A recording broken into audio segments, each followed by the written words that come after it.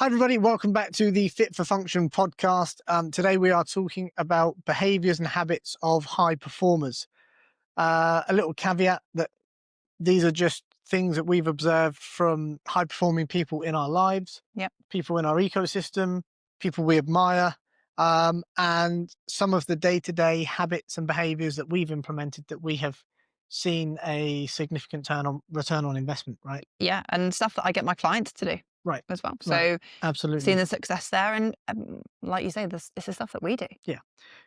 Can you be successful without these things? Absolutely. Mm. Are they the only way? Absolutely not. But we just wanted to share some of the best practices that we feel, like I say, have helped us, and we've seen have helped people in and around our circle. So, go on, Bex, kick us off. Let's talk habits and behaviors of high performers. What's kind of number one on your list? So I'm going to actually start with the morning routine, because I think that is the most sensible place Start to at the start. beginning. I agree. Morning routine, and I think getting that set is really, really important, because that's where your day starts. Agreed. And I feel like if you don't have a morning routine, or at least just some non-negotiables in the morning, I see it as being quite chaotic. Yeah. And I almost feel like it's that feeling when your alarm doesn't go off and you wake up and you're like, fuck, I need to be somewhere in like 20 minutes, which literally happened to me last week. You don't feel like you've woken up properly. The whole morning's really chaotic. I despise that feeling so much. I need some control in the morning. And I think first and foremost for me, where it starts is making your bed. That's huge for me. Yeah. I've been banging on. You've nagged at me for the last 11, 12 years about. You do it now though. I really subscribed to it. Yeah, recently, and now I'm like, oh, you made the bed. Yeah. And then, but even really small things, I think we could talk about, because we're nice and open and honest. But you would make the bed, but you wouldn't make it the way that I like it. Fucking hell, yeah. But every man has that thing, right, where they, or every couple, I suppose, has this thing where like the other person does the thing that you want them to do, and they haven't done it right anyway. You would just pull the covers back and be like, oh, I've made the bed, and I'd be like, that still looks really sloppy. Like I like the sheets to be pulled, the pillows to be reset, and it's really interesting because I see it more as not necessarily a morning like tick off done. I like it for the evening when I come back after a long day. I get to get back into a nice clean bed. That's how I see it, a nice clean structured bed. So for me, that's a really, really important thing. And even for you now you do make the bed properly. It's really nice though, isn't it? Yeah, it is. It is nice. Yeah. What else is nice is you can put your washing like down on the bed, because you feel, do you know what I mean? Yes. Like when you've got stuff that you need to sort in your room. Yeah. That's a complete side bit, I know, but you can. But no, but again, it makes life more efficient. Yeah, right? because There's your bed's made. to it. But there's nothing worse, don't you think, when you go into your room and the bed's unmade, and it makes the room feel cluttered, messy. So I think that space as well for me, getting ready in your room, like Yeah, I think a clean space in general, clean space, clean mind, clean office, or I think that's really important. And you touched on something now. I don't want to come away from morning routines yet, because we've got a shit ton to talk about today. But it's interesting how, and we talk about this a lot with our client base, right? Like your morning routine and your evening routine are intrinsically linked. Mm-hmm. Yeah. And so, one action in the morning is the first step to setting up your evening routine. When you get into bed and it looks clean and presentable, and it's a relaxing, inviting space for you to wind down in. So that's a big key, right? It feels relaxing. Like I can't wait to. I love climbing into bed and then pulling the covers back, and it feels like it. Well, if you went to a hotel room, how you could you imagine if you went up to a hotel and the bed was unmade? You'd be like, get me a different room. Yeah. So I think making the bed is a huge starting point. Cool. And then go on. No, go ahead. Where you'd move from there, I think, is going to differ for everybody. But, for us, I'm speaking collectively because we both do it. Cold shower. Or cold plunge, depending plunge. If it's clean. The plunge takes a lot of maintenance this time of year. But the cold shower. Getting cold immediately. Yeah. I've actually started to do something now for any women listening. For me, like if I needed to shave or anything in the morning, doing that in a cold shower was awful. Yeah, you can't do that. So I do now shower. It's like a warm cold hybrid. So it's like not quite warm and it's not freezing cold. It's just like room temperature water basically. So and then I'll go cold. So there's nothing wrong with starting warm and going cold. That's quite common. It's amazing the benefits that all of what we felt and all of my clients and your clients have felt from doing cold exposure. And cold exposure is really, really hard. You know, you just try with start with 10 seconds, and then that slowly goes to 20, and then 35, and then a minute. It rapidly increases, but it's when I'm waking up feeling really groggy. And it really helped when we were in the newborn stages, when I was really sleep deprived, that cold shower, and it was just like revitalizing. Is that the right word? Yeah, Revitalizing, yeah. And I think it's one of those things, cold exposure is one of those things that's misunderstood and misdiscussed, right? So I made a piece of content on this a while ago. It became like an internet trend for a while. And people were talking about it does this to your brown fat and it does blah, blah, blah. And like, it's so minimal that I barely care. No. But there are some things that it does do, which I think are tremendous. And that's, firstly, it wakes you up real fast, right? Yeah, real fast. Real fast. There's kind of that shock, you know, it makes your heart beat faster. It's like, oh my God, I'm awake. So like adrenaline, isn't it? It's a bit like of an adrenaline spike. dump, yeah. It provides an enormous dopamine spike, like an enormous that doesn't peak and trough. It's like sustained. I think from what I can remember, the dopamine spike will last and slowly trail off over the course of about 4 hours, I think. So like, why wouldn't you want to wake up and immediately spike your dopamine, put you in a good mood, make you happy? I had a mate actually who used to cold shower, and he would cold shower with his son. I think his son was about 7 or 8 years old. And you know how kids kind of have this like really pure and innocent way of communicating because they don't have they're not as eloquent and they can't kind of get their point across. He didn't know why, but he said once to my mate, his little boy said, Dad, this is the happiest I am all day. So He sweet. didn't understand why. He just felt fucking great because they used to jump in the cold shower together in the morning. And You I do love feel that. good though, don't you? You do. feel really alert. And do you know what I feel like?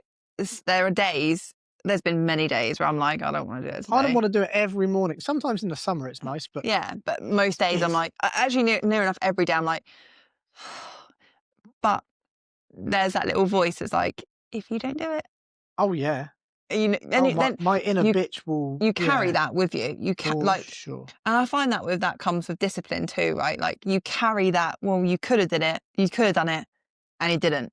So why didn't you? You know. So, but anyways, not to spend too much time on this. Cold shower.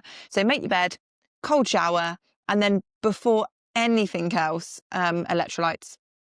Rehydration is absolutely key, and the amount of people that I've helped that was drinking caffeine immediately. Once upon a time, that was me and you. Us, yeah. We'd have a coffee in bed before we got going. We would take it in turns every day.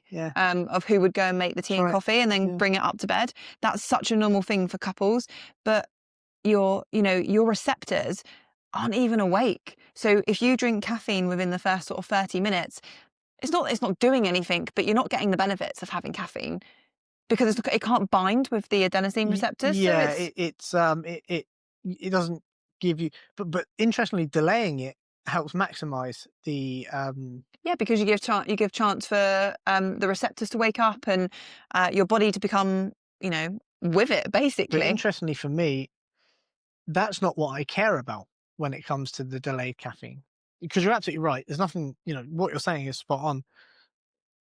But it's one of those things that I'm like, I don't care about that. For me, we drink a lot of water, right? Yeah.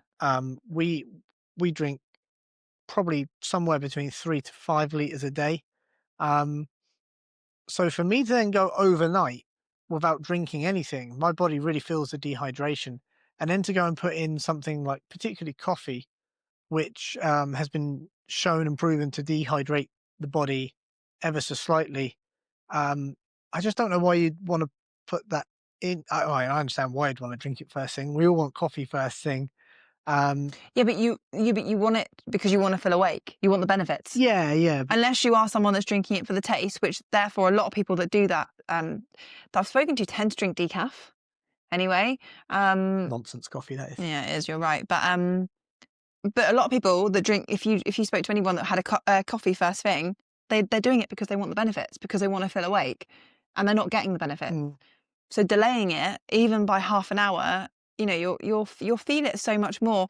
And also just, you know, like you say, your body's already waking up dehydrated, a bit groggy, to then not even have a drop of water. You know, so I think that would be the next thing, is rehydrate. For us, certainly, yeah.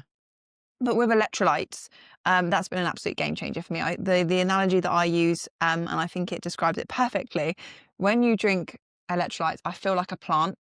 Like, you know, when you water your plants and you can hear it and you can see, like, that's what it feels like. And when I explain that to my clients, they always come back and say, yeah, I totally understand. It's a crazy analogy, but it really does resonate with me as well. Because you're like, give me the goodness. And it's a bit like when you're dehydrated and you get an electrolyte, because we drink like 2 a day. You can drink like 2 a day depending on the electrolytes that you have.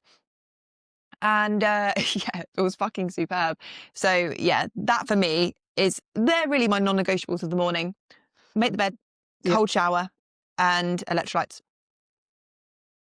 What would you say to people that are like, oh, I don't have time for a morning routine. I've got 3 kids to get ready for school and I've got to get to work and blah, blah. What's your response? Because it's a valid, you know, the mornings can be really high pressure, particularly for like parents. What would your response be to that particular argument?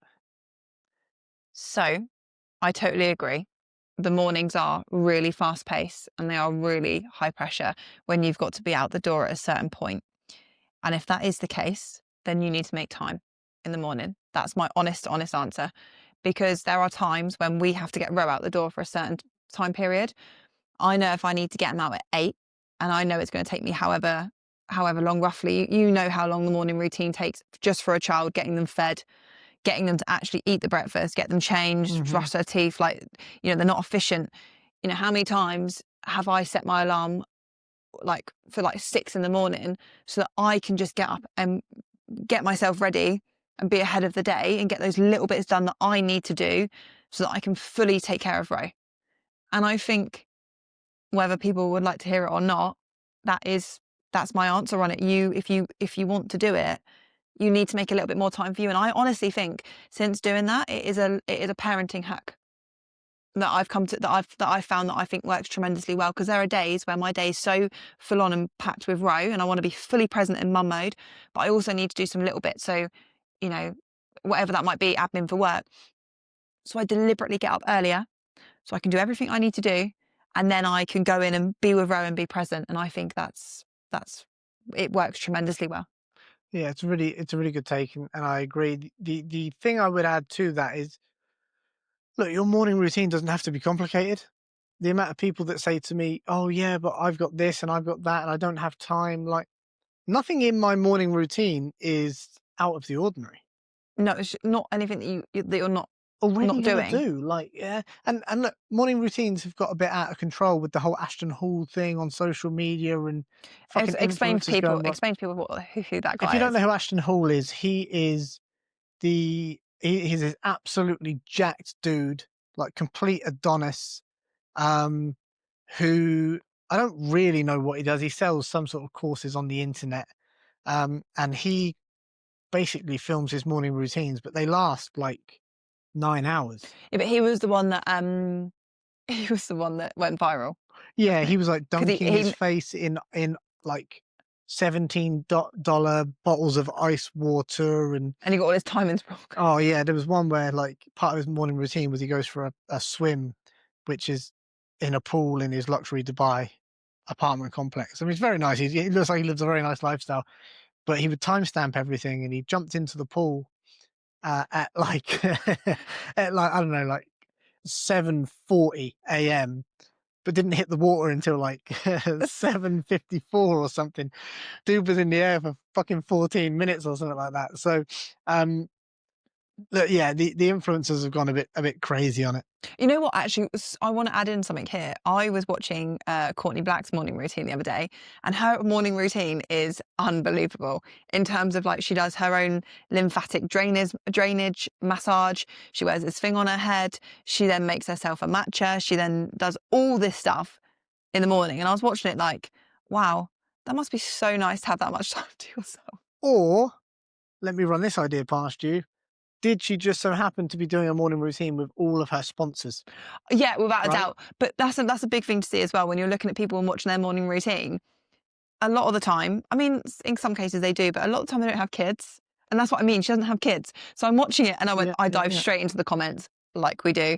And it was like, oh, nice. Like, you try that with having kids, Yeah, yeah, yeah. you know, because you can't. And this is where it loops back for me.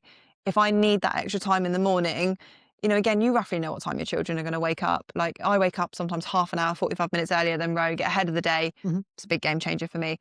Yeah. But yeah, you've got to take it with a pinch of salt, the influencers. Yeah, you do. And like, it doesn't have to be complex. I don't want to spend too much time on Morning. just on morning routines, but look, you know, if we look at our morning routine, I'm not saying it's the perfect way. All I'm saying is that, like, my non-negotiables are get up, you know, cuddles in bed with you and Roman, Hmm. you know, just that immediate kind of love and connection time. Um, Cold shower, I'm going to shower anyway.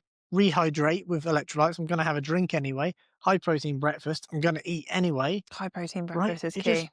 just so it doesn't have to be super complicated. Mm. I'm going to just on one final point here. I heard a guy that I'm absolutely fascinated with at the moment, former Navy SEAL DJ Shipley, talking about how he gives himself something like 45 minutes to get out the house, but his morning routine only takes 17 minutes.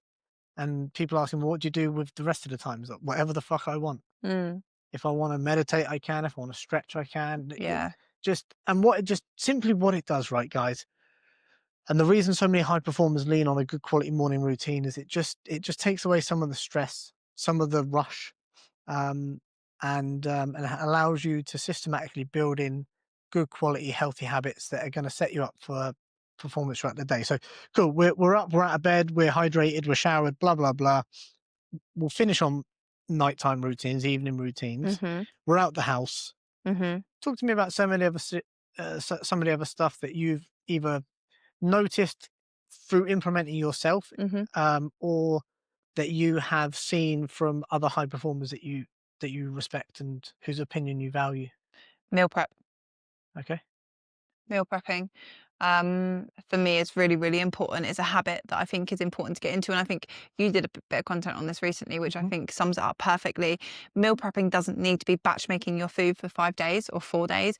Meal prepping is just having the stuff that you need in the house. I am really, really big on it for, and this links into a whole bunch of things because, you know, the last podcast we just spoke about schedule and schedule management. So um, it's understanding your day or weekly schedule and then planning around that. So meal prep for me is huge. So I'll give you an example for the last 2 weeks because it's been a really, really good example. Saturday just gone, I had my had an intensive day of training. So I'm out all day from 10 till 4, but I leave the Mhm. house at 9. I'm not back till 5. And then the previous Saturday I had a photo shoot. Those days I can't be like, maybe I'll just pop to the shop. You know, you can, but in order for me to be on focus, to be present, I need to be fueled. I need to be prepped, and but that happens days in advance, right? You know, like what was that? Oh, for the shoot, I sent you out with a list of stuff, didn't I? Say like, can you support me getting these things because I need them for the shoot. And when I see people that have had a really, really good week, like coaching clients, a lot of it draws back to their prep. Yeah. And on the flip side of that, one of the first things when I look through, particularly for our like online fitness coaching clients, as you say, if I can look through your kind of your food, your macros and your food consumption for the week, the first question I'll say is like, "You didn't go shopping, did you?" It's so I can obvious, isn't tell. it? I It's can tell so you didn't obvious. because I could Yeah. see you slid through Macca's twice, and then you ate fucking fish finger sandwiches because that's all you had in that. Like, I Yeah. can tell that you did not invest the time in being prepared. Yeah. Um, and for Yeah. me, that's broader than just food prep. You know, one of the notes, again, we always make notes, right? One of the notes I writ here is that um, high performers are ruthless with their schedule. Hmm. Um, you know, whether that comes down to food prep, so you can feel focused and alert and not sluggish. Again, it comes back to I'm going to use this term a lot in these habit building and the, you know, successful habits. It's a non-negotiable. It's a You non-negotiable. know, it's Monday today. We went to Asda today to pick Hmm. up our bits for lunch. I've already picked up tomorrow's lunch because you're at jiu-jitsu, I have Roman. We take him swimming in the morning. To getting to the shop is hard. We might be able to get there, but it's tight on time. So if I can proactively get that today, that's in for tomorrow, you know, and going back to those days that I have out on when I have the Saturdays out, I will map out in the week when I can go to the shop. I know I go to Aldi every Monday to go pick up our yogurts for the week. It's really silly and really small stuff like that, but that again, it comes back to a non-negotiable. So for me, it's meal prep, or like it just at least understanding what that looks like for your week, where you can get your food. If you do need to go to the shop, that's fine. Then what are you going to get from the shop? It's all planning for me. Yeah, and if that doesn't work, then you can get some really great stuff on Gusto or HelloFresh. Hmm. Or like if you can't make the time for whatever reason, Yeah. I mean you can make the time. But if you can't make the time, then those are good options. Mm. But it is, again, like you call it non-negotiable, I call it being ruthless with your schedule. That comes down to everything. You don't let things into your schedule that are going to derail you. And if that's, like I say, going food shopping, if that's making time for exercise, if that's pockets of deep work, if that's pockets of self-development, Hmm. like no, I'm gonna read this book, or I'm gonna do this, or I'm gonna go and see a tutor about that. Being absolutely ruthless. Um, Without doubt, the most successful people, having spent many years working with some of the most senior organizations in some of the world's biggest companies, like you try and get a meeting in, um, with the CFO of a major travel company. Mm. I mean, he can see you, in 4 Tuesdays' time for half an hour. And there's nothing like, unless he or she deems it absolutely fucking business critical or urgent, you can get to the back of the line. It really is, and I really respect that. Well, I think that actually links in nicely with protecting your time. Since being really big on this, um, I it's made a massive difference to me personally and how I perform. Again, it loops back to schedule management. And also I want to say something that sort of fits in evening and morning routine, but where that fits for you is, for me, I think it's better in the evening. So I'm ahead of the game instead of the morning, but having a look at what your day looks like and also Mm, then your mm, week. yeah, And the reason why I am able to schedule in the time to go shopping, that I know I need to pick up this for the weekend or whatever it is, because I'm so ahead of what my week looks like, but in my day-to-day protecting my time. So protecting the time for exactly what you mentioned, deep work, meetings.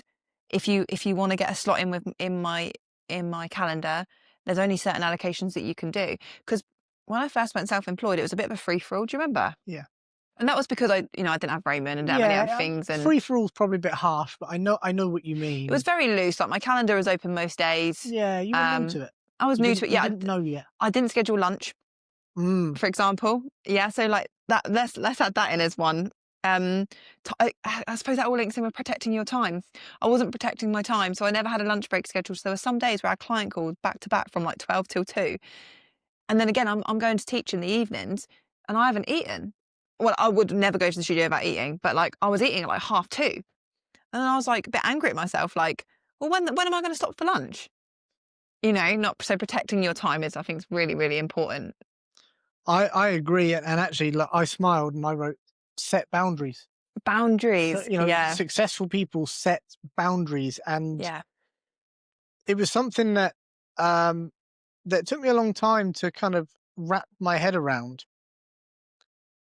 And it took me probably until I was quite successful in my career to feel confident enough to do. Like, I'll give you a stupid example, right? I'd be walking into jujitsu at 7:30 on a Tuesday evening, for example, Hmm.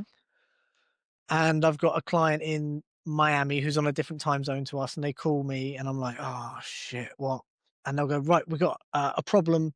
This has happened. That's happened." And again, it took me a long time to get comfortable doing this, and I'd be like, "Cool, so no, this isn't like business critical, no. This isn't like, oh my god, the world's falling apart." And they're like, Mm. "No, no, no. Cool. Well, I'm just about to go into jujitsu. I'm going to be there till 9 o'clock, and I'm not planning on working afterwards. can I pick this up in the morning? Like, no one's going to die in the meantime. And they'll be like, no, that's cool. Yeah. And it's just being able to say, like, hey, this is, if you want me performing at my best, you have to let me go and do this. Because this is my detox, this is my downtime, you know, and this primes me to be able to perform professionally for you. Yeah. So yeah, setting boundaries. And you know, for me that includes ring fencing your breaks at work. Oh, that's huge. That is huge. Your lunches at work, you Yeah. know. And by the way, right, I mean, this will be a clip for the LinkedIn community. Managers and leaders, stop scheduling fucking meetings over your employees' lunch breaks. Such a dick move. It's a dick move. It's a red flag, and it's toxic leadership. So, sorry, I had to get that off my chest. I've been thinking about that for a couple of days. It really is. Stop doing that. It's when managers go, oh, well, it's the only time that I could do. Oh, great. That's so your you problem. sacrifice your lunch and I have to have mine. Like, get fucked.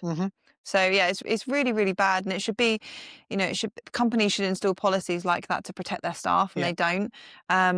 And then your leaders lead from that, and you think that's the right thing to do. And it's just unacceptable, really, because how can you expect anybody? You did loads of content on this like last year, but how can you expect anybody to perform well if you're going to get them to eat a sandwich on the go that's like, you know, not nutritious? It's just they're just grabbing because they have got, like, sometimes I see people just eating a bag of crisps. They're like, oh, no time to stop, got to eat.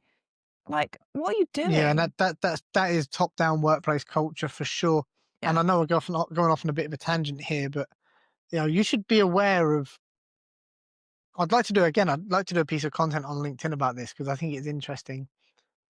Red flag or toxic manager traits that on the face of it sound fine, but have like a toxic undercurrent. The one that for me is like, well, I'd never ask my staff to do anything I wouldn't do. Well, just because you're willing to sacrifice your evenings, your weekends for the company, work through lunch, well, I wouldn't ask you to do it if I wasn't doing it. Well, you shouldn't be fucking doing it either, Janet. So stop doing it. No, but also, Janet, you're paid 20 grand more than me. Yeah, so, true. Yeah, so you know, yeah. How about you give me some of that? Yeah, if I was on that pay, anyway, we're going way off. But setting boundaries is super important. Important. That was something that's actually in my diary every day. My lunch is scheduled. My deep my deep pocket of work time is scheduled. You know, so yeah, really, really, really, and that really, really important, and that comes down to micro planning. I'll tell you what else I really like. Oh, go on. What were you going to say then? No. It's yeah, I did, but it's fine. Something that I like to do that I think is really, really good if you're looking to implement new habits or trying to form new habits is habit stacking. Where you stack a habit with another habit. And this worked really, really well, maybe not stacking a habit with a habit, but stacking a habit with a behavior.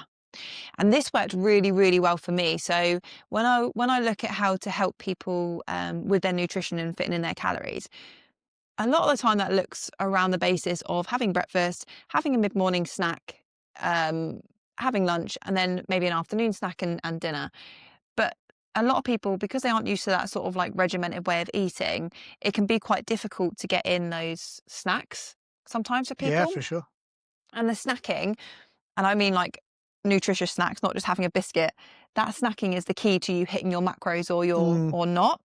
Now, something that really, really worked well for me, and I've carried on implemented throughout, even today I still do it, I have a mid-morning and a mid-afternoon coffee at 11 and 3, and that's when I would tag team my snacks, for example. So if you do have children and you're getting up in the morning and you need to make them breakfast, whilst the porridge is cooking or the eggs are being cooked, or maybe you got the toast down on the toaster, make yourself an electrolyte. You know, so tag it with a behavior that you're already doing. So I was already making a tea and a coffee at 11 and 3, basically. This was even more apparent when I was in corporate, because you know, like how you really do get to that point where you're like, I'm going to take a break at 11. I'm going to have a coffee break at 3. You have those times. But then I would tag team that with a snack. Yeah. But that habit stacking is how habits are formed. Take something that you're already doing and attach a new habit to it. On the flip side of that, it works, and I've picked this up a lot with my clients who have noticed that maybe they're having a couple more biscuits than they would like to, and they've openly said to me like, oh yeah, I've like had a couple of biscuits, you know, I just can't help it when I'm making a cup of tea.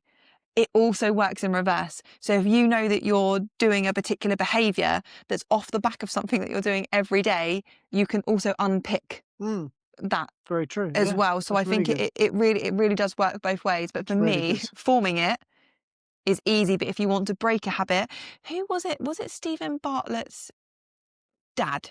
I feel like it's come from him. Do you know this story about him smoking? Don't think so. I think he was smoking. I might be making this up, but anyway, I'm going to tell it. And I think he gave him the book of what's the habit book? How to break or how to form good habits by James. Is it James Clear? Oh, Atomic Habits. Atomic Habits. And basically, the reason why he was smoking is because he left the cigarettes in his car. So he would finish work and then reach into the glove compartment and have a cigarette, or in the side pocket, whatever he was doing. So what he did is he switched that out for a lollipop. So then he would get in his car and just have it and suck a lollipop instead of a cigarette. And again, it's that it wasn't the habit of him smoking, it was the habit of him getting in his car and reaching, so he dissected it and replaced what he was doing. You see where I'm going with that? Yeah. It's I might be making up that story, but I'm pretty confident it's legit. I've not heard that story, but it makes sense. There are certain triggers that form Behaviours and habits. potentially negative behaviors. Yeah. Yeah, there are. And the classic one is, you hear it all the time. Someone maybe doesn't.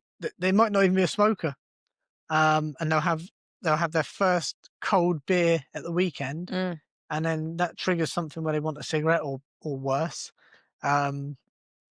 We've got a pub near us, and at a certain time you'll see a group of guys just all of a sudden need cash for something. Yeah, when they Like, go to the cash what are you paying cash for? So but- there's absolutely these triggers, and if you can start to replace them, it's easier said than done, and that's certainly not my field of expertise to help with, but it's a really valid point. I think you have to be honest and look at yourself as well. You have to be really honest with yourself. And if you want it to change, like really dissecting on your day to day, what's happening around that or what triggers that behavior more than anything else. So the habit looping is really, really good and something that I use a lot with my clients, and it's been really successful. I totally agree. So let's talk the one that I can't seem to get away from. Right, a lot of these are kind of personal and subjective, and will be open to kind of interpretation and discussion depending on who the person is.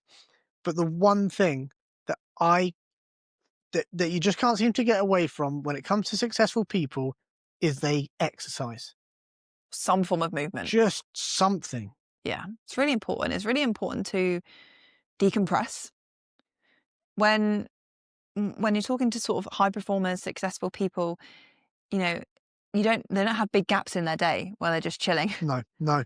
You're so on the go all the time that actually a lot of the time exercise is a bit of an outlet and decompression. Yeah. For sure. Just to be able to switch off and forget about your day. I'm talking about that personally. I see it with people in my classes, as a coach. So yeah, it's an absolute and again, fitting that into your time. Where does that look? What does that look best for you? And that comes down to diary management. So again, on a Wednesday morning, we always work out at 10:30 because we have planned our whole Wednesday. And I'm using Wednesday because Wednesday's like our family day of the week. Yeah. And me and Rob still want to work out on that day because it's really, really important to us selfishly. Like, we spend the whole day with Roman, but we need to work out for us. You say selfishly though, right? I'll counter that. Is it selfish if our son, each other, the people around us get the best version of us? Yeah, exactly. Is it selfish, or is it actually selfless? Because I'm the best version of me when I am exercising regularly. 6 days a week is perfect for me. As the body gets a bit older, that I need to have 7th day of rest. Yeah, for sure. Yeah. And a lot of people who don't get it. I mean, I shared this thing the other day. I thought it was really interesting. So I shared it on Instagram. It was this post about health shaming. I saw that. That was good. And it was a little bit poor me, a little bit victimy, but the essence was pure. I think, like, people say, "Oh, all you care about is going to the gym." Like, well, yeah, because I'm like the best version of me when I go to the gym. When I exercise. Definitely. And so but successful people make the time to train. They make the time to work out. Again, it's not, and that's like you said. It's more like an outlet for them. So it's Yeah. not like they have necessarily. I mean, this is again changes from person to person, but it's not all about physique. It's just about, can I get out and just play football for an hour, or go for a run, or ride my bike, or It's decompression. You swim, just feel or good, just, don't yeah, you? it's because you get a huge that dopamine spike, endorphins, and we can't deny there's more data than ever backing this up now, that the whole healthy body, healthy mind is legit. It's Yeah. totally legit. But this goes back again to schedule management. There are times when, so we put Roman in the creche in our gym for an hour so we can both go work out. And there's times where either the creche isn't available for whatever reason, or you've had stuff booked in on a Wednesday, or I've had stuff booked in on a Wednesday, but we both want to get our workout in. So our whole day has to shift, which might mean getting up a little bit earlier personally, so you're ready to tackle the day, or, Hmm.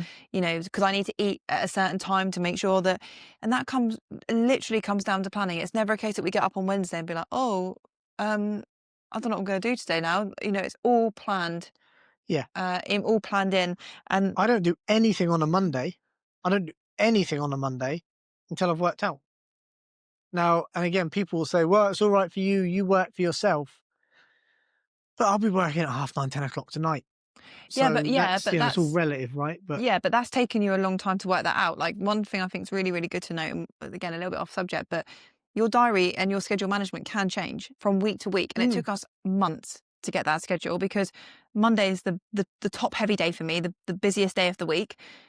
At one point, you were working out in the afternoon because we were working flat out in the morning. mm. And then we were like, well, actually, by the time you've had lunch and then you go to the gym, like, we're actually losing more time. And I So was let's, fucked. I was so mentally fatigued and drained no, you weren't getting the most out of your I sessions. was just going through the motions in the gym. Then you went for a period of time of going at like 11. Hmm. So get like a 2-hour pocket of deep work and then go. And that was crap. That was But horrible. That that didn't work. didn't really work. And wasn't that when we were picking row up half days, nursery? Anyways, I can't remember. but like, that didn't really work. And now you go first thing in the morning and then come back and you work for like the whole day. Yeah. That's worked the best for you. So I think as well, with your diary management and schedule management, review it. If it doesn't work for you, just change it Yeah. and protect your boundaries. So that's really, really, really important. One thing I do want to add in really quick, and then I want to wrap up with evening routine. But a lot of the things you do see in people's morning routine or day-to-day routine is journaling. And I think journaling has to work for you. And I think journaling has a place as well. Like, journaling is incredibly beneficial. I preach it to a lot of my clients, but I preach it to a lot of the clients that are stressed. Yeah. Or anxious, Hmm. and I've done a little bit of journaling when I've been a bit anxious, and it's really, really helped. And there's been a period where you found journaling incredibly beneficial for, like, it was a Yeah. non-negotiable for you. It was. There's been many pockets of time where it's been a Absolutely. non-negotiable for me. Yeah. But if it doesn't work for you, that's also okay. But also finding what that does look like. That doesn't have to be in the morning. You don't have to sit and write a story. Brain dumping can be really, really good. Just writing down your intentions for the day, a bit of a list.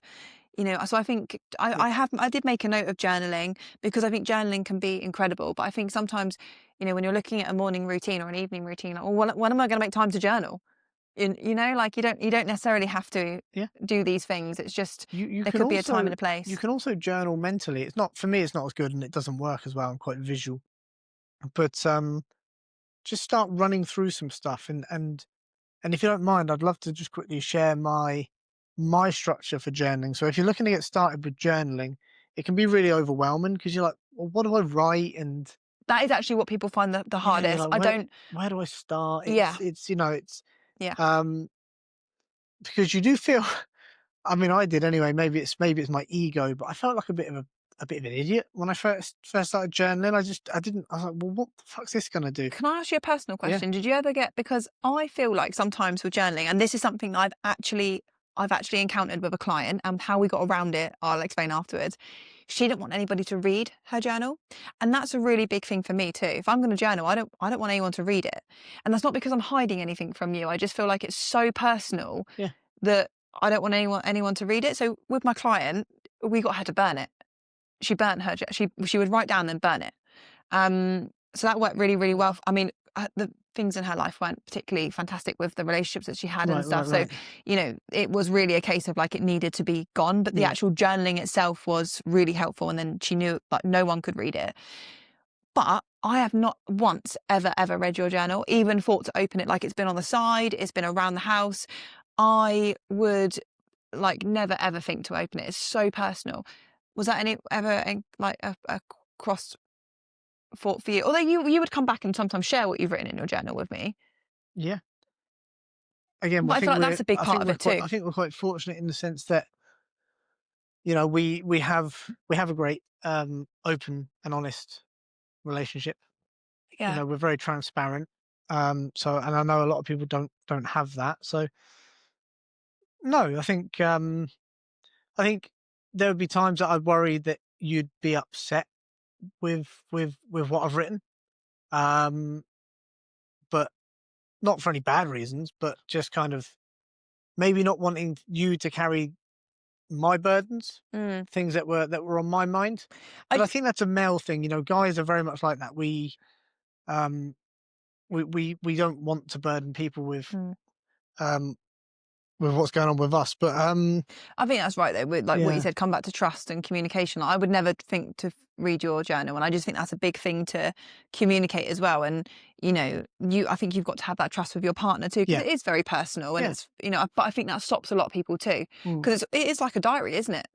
And like you said, It is a diary. Yeah, you're not hiding anything, but sometimes it's that's what stops people from starting it. But yeah, knowing that your partner's not going to read it. yeah. And there's a brilliant quote from Anne Frank who said, let me get this right: "Paper is more patient than people." Mm. Which is very true. You know, you can really just spill your guts on the page, and you know, look, sometimes it's really deep shit, and other times it's like learn to get out of side control in jujitsu. You know, it's like it's just basic shit like There that. was a study though done that showed people that did brain dumping, because I think brain dumping is huge. For me, brain dumping works the best. Of any form of journaling, that does work the best. Sometimes, you know what I'm like, when I've got a million things going on in my mind, which is actually like 5 things, I spiral out of control Yeah, real fucking fast. Then I write it down on paper, brain dump, and I'm actually like, oh, okay, well, actually, that I'm going to deal with at the end of the week at this pocket of time and stuff like that. But anyway, there was a study that showed that if you did brain dumping, the likelihood of you falling asleep was increased by 50%. I believe it. That's huge. You know, so the amount of people that lay there with all this anxiety, like putting that pen to paper and just writing down what's on your mind, the benefits are huge. So when I say there's a time and place, like I've done it when I've been really anxious about certain things and just writing it down, and I'm like, oh, actually, it's not too bad. It does take a weight off. Yeah. But you know, my go-to points for journaling, they're really simple. You can have these if you want. You can just take them away. They're a great starting point. I say great starting point. I've never deviated from it. Mm. So, you know, it's just kind of, I started with this and I still run with this. So, number one, what am I grateful for? But be really thoughtful about it, be deep about it, like really feel it. Don't just be like, oh, I'm grateful for this. Next. Like just sit in it for a moment. Um, Number two, what am I grateful for on someone else's behalf? You're really big on that. I'm really big on that. I love to see winners win. Um, so, and also I just think it's a nice, we live in such a toxic me kind of world. You know, I would write down, heard that so and so is pregnant. I'm, you know, super happy for them. Or, It's hard though, isn't it? It's really hard, because you would say to me most mornings, "What are you grateful for today?" And I'd be like, "This life." yeah, And then you'd be like, "Well, what are you grateful for other people or someone else?" I'm like, it's hard. it can be. So, but getting into that thought zone and really thinking about it and is also really good, right? Yeah, just because you're winning doesn't mean I'm losing. Like yours doesn't come out of mine. Yeah. So, learn to be happy for other people. That's a big one. Like I really stand by that. What are you grateful for on someone else's behalf? Um, I think number three was, what am I excited for today? That could be really small. Like, you know, we get to go To the this farm. place, or yeah, take Roman to the farm, or I'm getting an Amazon delivery or a Gym King, whatever it might be. Just something small that you can be like, you can look forward to. What am I going to execute today? You should know that anyway. If you've got a structured schedule and a diary, then you should know what the rest of the day looks like. But I like to reinforce it. Mm. Like if shit hits the fan today, I still need to walk away from today having completed this, and this. that's what I'm going to execute. Non-negotiables. And non-negotiables. And then I would just write what's on my mind. And like I say, some days that would just be like, pretty mundane stuff. And other days it would be deeper, but you just feel a lot better when you get it out. So try that, run with that. I think it's really I important. think it can be really, it's helped so many people journaling. And then lastly, I think a good evening routine, and this is going to differ from everybody because, for me, my evening tonight finishes at 9:00. Yeah. I'll come home. I'll be home about 20 to 9, quarter to 9. I'll eat at 9, and then I want to be in bed for about, I'd love to be in bed for like 10, 20 past 10. But I've got to have a shower. I've got to eat. I've got downtime with you. I've got to, do a little bit of admin work. There's stuff that I need to do. But I think having those good structures in an evening routine, having those pockets of downtime, trying to get off your phone at a certain point before bed, maybe half.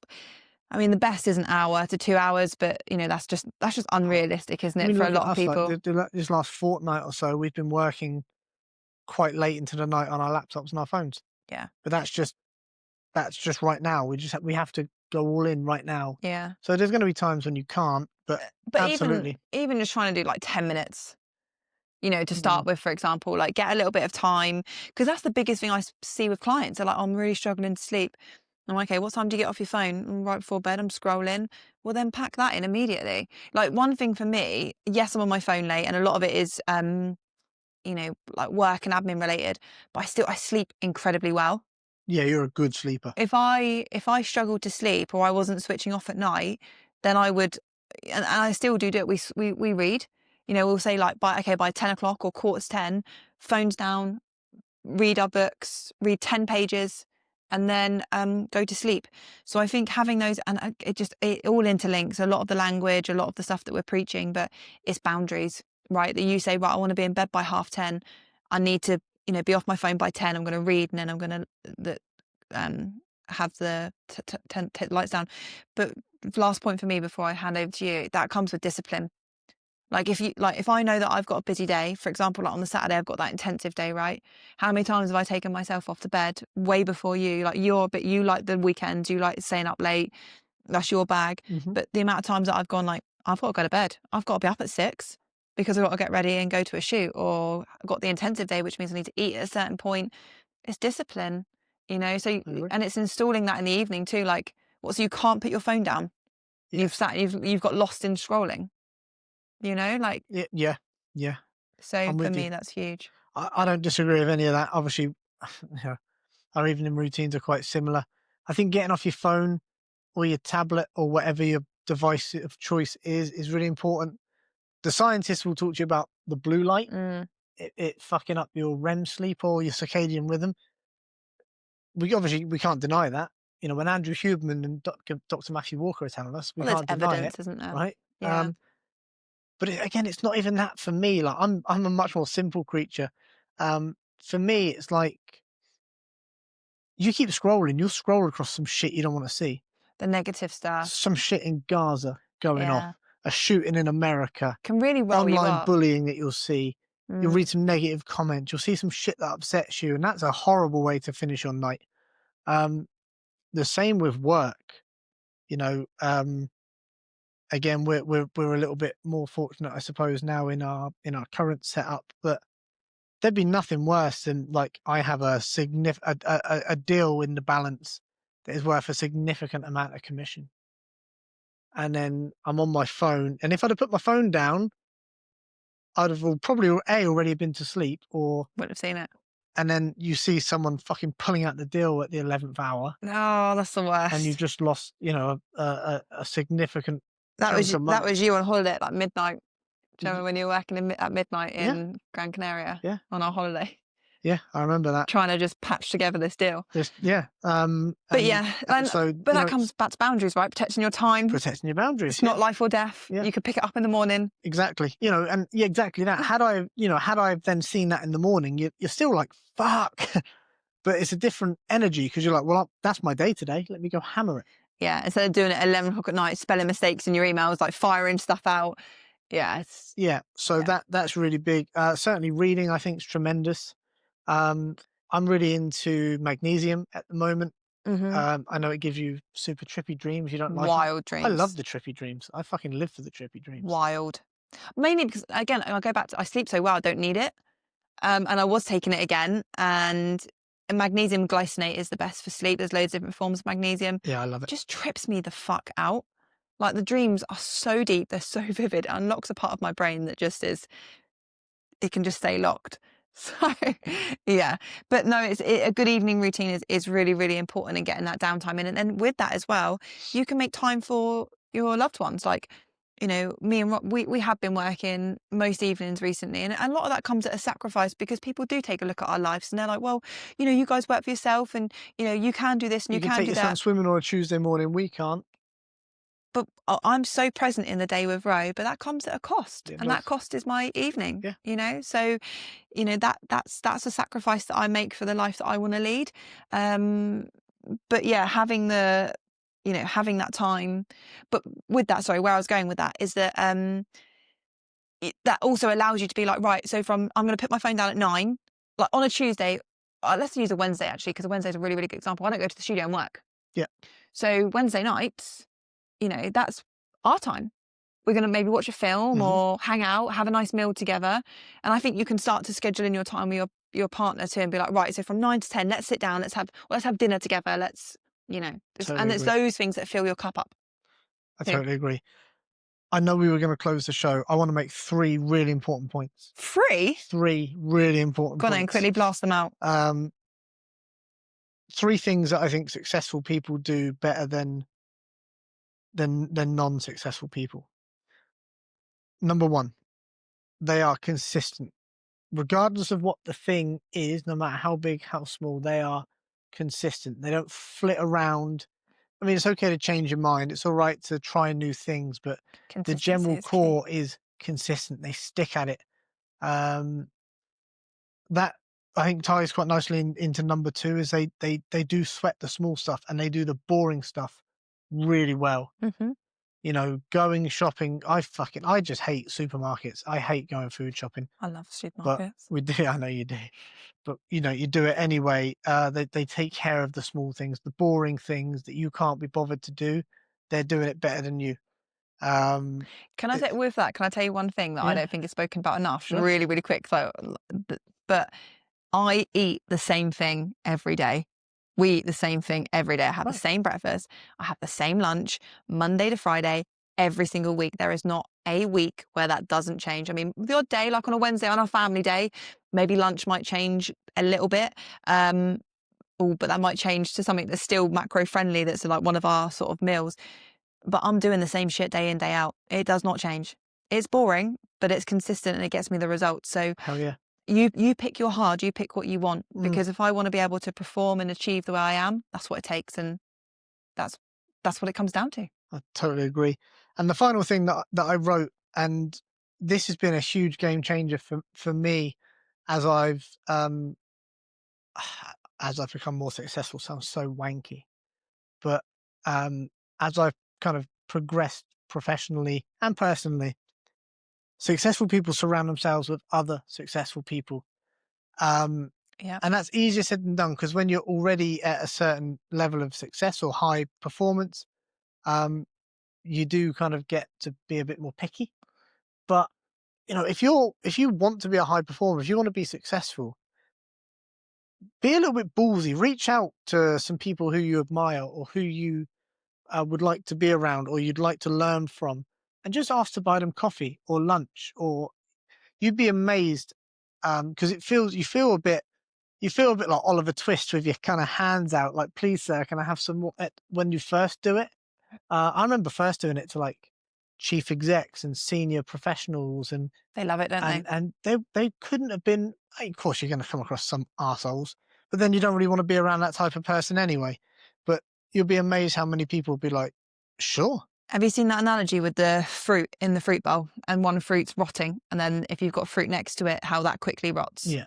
Same with negativity. Yeah. You know, we're very, very strict on that. We have no drama. Okay, we have the odd little bit that happens like normally, but we shut that shit down immediately. Our circles are very, very small. we don't have any negative people in our lives, because if anyone is negative, we don't spend time with them. Too fast. Like, they're You've just gone too fast. Again, that comes back to setting boundaries. We protect our time, we protect our energy, we focus on us, and we focus on the people that mean the most. But yeah, everything's clear.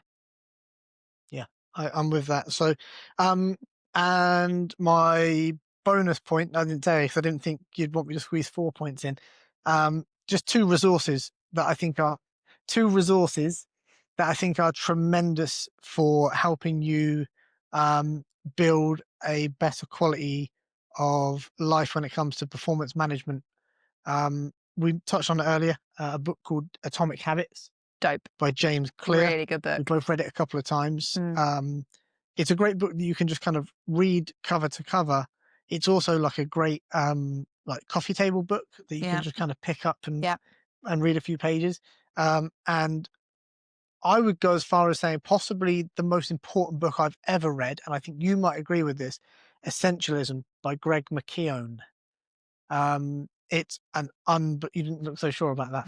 Essentialism is an amazing book. I've recommended it to a bunch of high-performing friends of mine who have seen a lot of value from it. And it really is just about focusing on what is absolutely essential in the here and now, and kind of fucking off all that fringe stuff. So that's it from me. I'll shut up. Bex, I'll let you close the show. Oh, thanks. Well, I hope you've enjoyed that. This is, like Rob said at the beginning, this really is what we implement day to day, what we suggest to our clients, and what we've seen successful people do. So we're just sharing that with you. So I hope you found it beneficial. And as always, if you have any questions or you want to pick our brain on anything, just drop us a message.